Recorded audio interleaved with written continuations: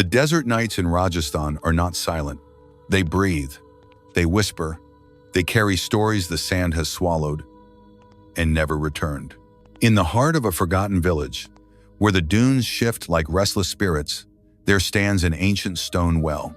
Its walls are weathered, cracked, kissed by centuries of wind and heat. No one draws water from it anymore, not since the whispers began. They say on certain nights, when the moon hangs swollen and pale over the horizon, you can hear it. A voice, low, broken, drifting up from the black water below. Sometimes it sobs, sometimes it laughs, but always, it calls a name. The elders warn, never look into the well when the moon is full. Never answer when it calls, for the one who answers will not return to tell the tale.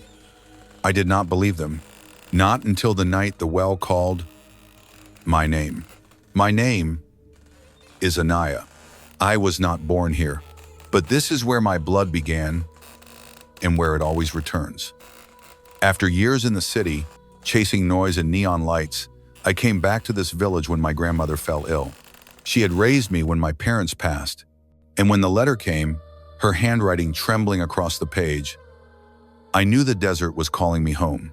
The journey was long. The train clattered through miles of dry land, where the earth cracked like parched lips. The air grew hotter, heavier, until even my breath felt weighed down by dust.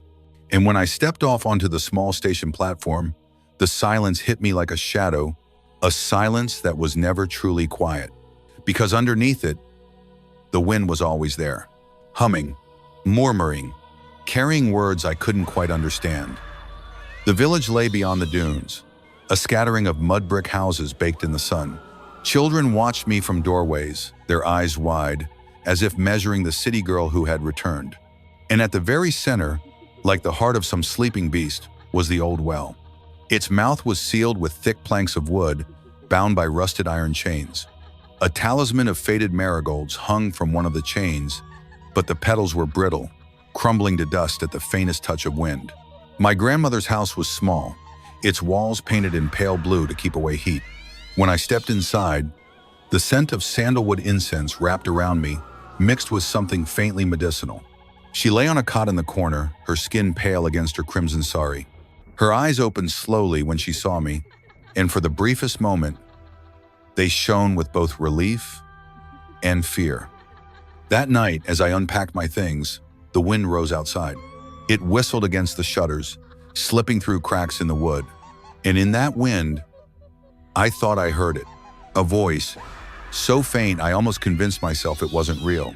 But it was there, somewhere far or deep, calling, stretching each syllable of my name like a thread pulling tight. Anaya. My heart stumbled, and from the corner of the room, my grandmother's voice, weak but sharp, cut through the air. If you ever hear the well call to you, do not speak. Do not even breathe. The next day, the sun rose like molten gold, spilling over the dunes. The air was dry, shimmering, and the village seemed almost peaceful, as if the night before had been a dream or a trick of my weary mind. I spent the morning tending to my grandmother, fetching herbs from the small market, sweeping the courtyard. But every time I passed the narrow street that led to the well, I felt it, a heaviness in the air, like walking past a door you're not supposed to open. In the evening, just before sunset, the sky turned to fire. The shadows of the houses stretched long, reaching like dark fingers across the sand. I was carrying a bucket of water from the pump when I noticed something. The planks covering the well were not as I remembered. The marigold talisman was gone. The iron chain hung loose, swaying gently as if someone had touched it only moments before. I told myself it was nothing, that someone had simply come to fix it, but the thought didn't sit right. That night, the wind returned. It scraped against the walls, hissed through the cracks, and beneath it, there it was again. A sound that was not the wind, not kind of voice, but close enough to curl my skin into goose flesh. I lay in the dark, listening. It rose and fell with the wind, faint at first, then clearer. A woman's voice, low, almost singing. The melody was strange, circular like a lullaby sung backwards. Then, it stopped. I thought it was over. But a heartbeat later, the voice came back. This time, it spoke my name. Slowly, deliberately, Anaya. The sound was not coming from outside the window. It was deeper, lower, as though it had bubbled up through stone and water. My breath caught, and in that stillness, the memory of my grandmother's warning burned in my mind. Do not speak. Do not even breathe. So I lay there, eyes wide in the dark, listening to the voice as it kept calling, again and again, until the first light of dawn. 2 nights later, the moon rose full over the desert. It was enormous, pale, like a single, watchful eye in the sky. The village seemed to shrink beneath its cold light. Even the dogs didn't bark. My grandmother had fallen into a restless sleep, her breathing shallow. I sat by her side for hours, but the air inside the room grew heavy, so heavy that each breath felt like swallowing sand. I stepped outside, thinking I might walk to the pump for water. That was when I heard it. Not the faint whisper I'd grown used to ignoring, not the soft, lulling call from before. This was closer, clearer, Anaya. It came from the direction of the well. The street was empty, the air was still, and yet, the chain on the well's wooden cover swayed, slowly, deliberately, as though invisible hands were rocking it back and forth. I told myself to turn around, to walk away, but my feet disobeyed. Each step forward felt heavier than the last, as if the sand itself wanted to keep me from getting closer, and yet, something deeper kept pulling me in. When I reached the well, I saw the planks had shifted.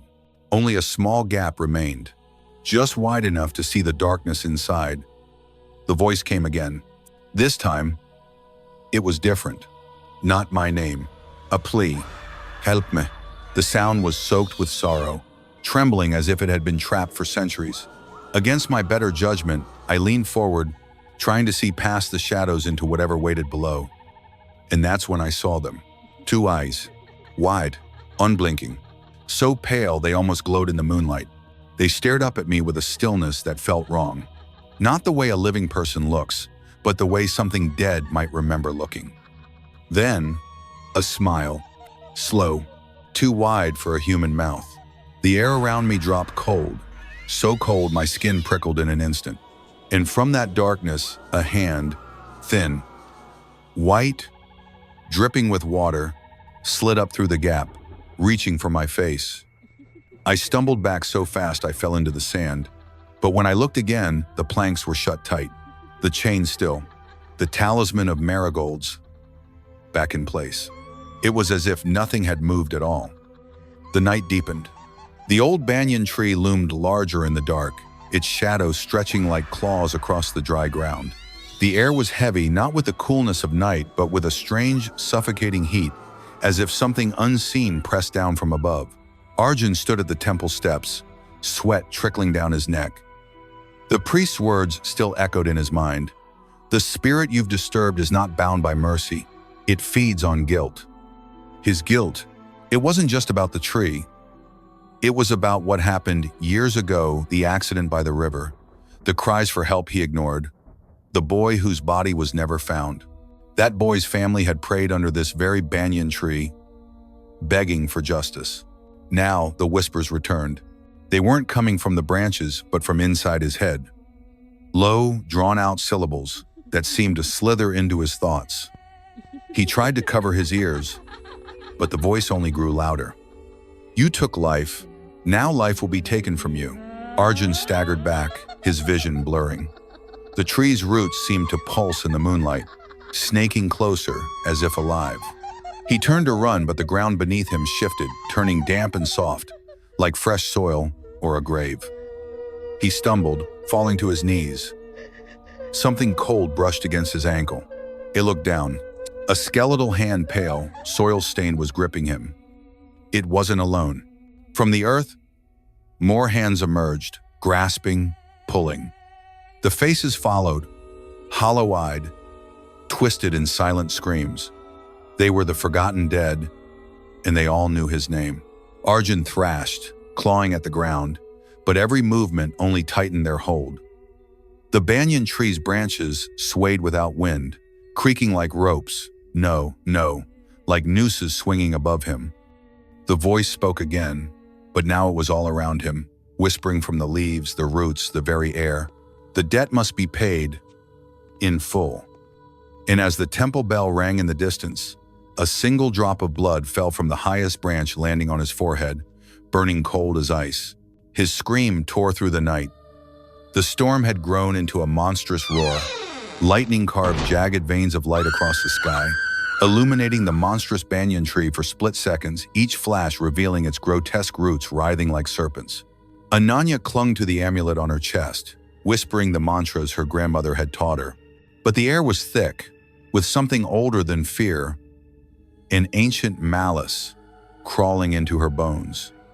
From the shadows beneath the banyan, a figure emerged. Not walking, not gliding, but dangling. Its feet never touched the ground, swaying as if an invisible rope bound its neck. The face was veiled in tangled black hair.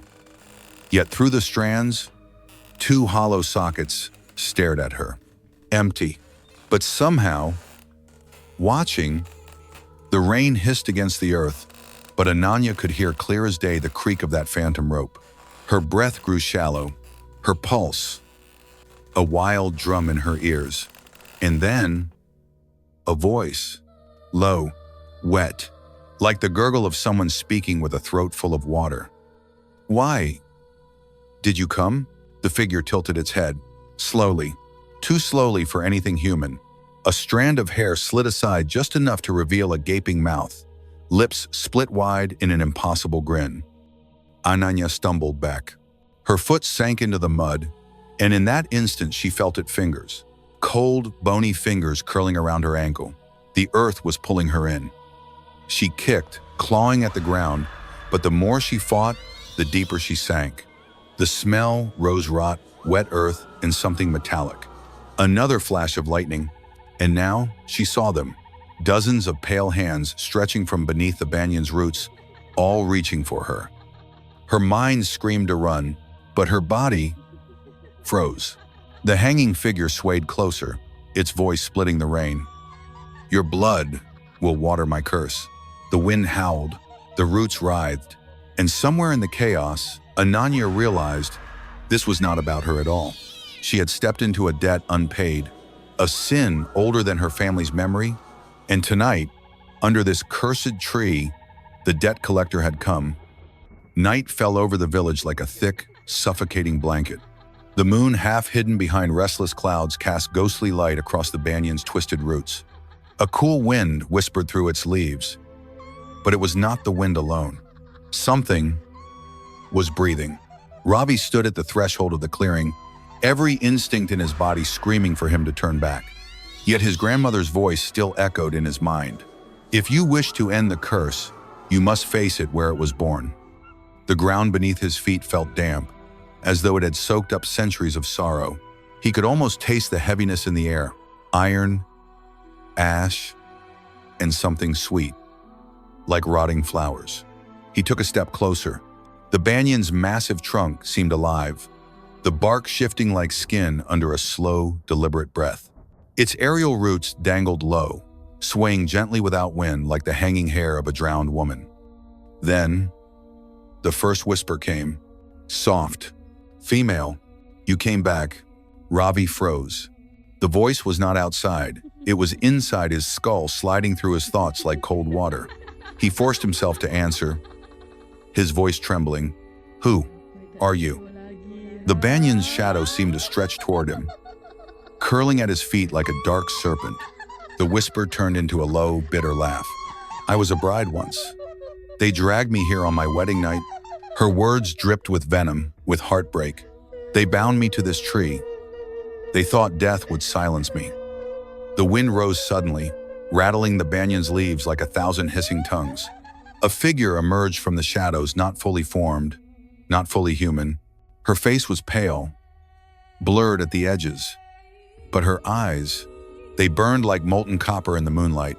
"You are his blood," she hissed. Ravi's breath caught. Whose? The spirit's voice cracked with rage. The man who betrayed me. The one whose family must pay, until the roots drink every drop of guilt. And then before Robbie could speak, the roots at his feet shifted, and one of them coiled around his ankle. Cold, unyielding, alive. The air thickened, pressing against his lungs. In the distance, he thought he heard the faint chiming of wedding bells, but the sound was warped, broken, like they were ringing underwater. The spirit leaned closer, her face inches from his. Will you take his place, boy? Or will you run and let the curse hunt you until your last breath? The night seemed to hold its breath, waiting for his answer. The night had never been darker. The moon was hidden. Even the stars seemed to have fled, as if afraid to witness what was about to happen. Ananya stood alone beneath the ancient banyan, her breathing sharp, uneven, her eyes locked on the twisted roots, where the earth itself seemed to pulse like a living heart. The whispers were no longer faint. They surrounded her, circling, hissing, echoing her name. Ananya, child of betrayal, blood calls to blood. Her fingers tightened around the brass lamp. The flame inside flickered wildly, not from the wind, but from something else. Something breathing with her. From the shadows between the hanging roots, a shape began to emerge. A woman, tall, skeletal, her hair a tangled black river that brushed the ground. Her face was half hidden, but her eyes burned red, like embers dredged from a cursed pyre. Ananya's knees trembled. She could feel the weight of the spirit's rage pressing against her chest. You, the voice was like dry leaves scraping on stone, are the daughter of the man who bound me here. Memories flashed before Ananya's eyes of her father's fearful eyes, the warnings he never explained, the rituals he performed in secret. The spirit stepped closer, each movement jerking like a puppet yanked by unseen strings. I was betrayed, buried alive beneath these roots, cursed to hunger for vengeance, until blood of his blood stood before me. Ananya's throat tightened. What do you want from me? Her voice cracked, trembling between defiance and terror. The spirit's lips curled into something that was not quite a smile. I want release. She pointed to the lamp. Break the seal, let me free. Ananya's mind swirled. She knew deep inside that freeing the spirit would mean unleashing something far worse upon the world, but keeping her bound meant condemning another generation to live under the curse. The ground shuddered.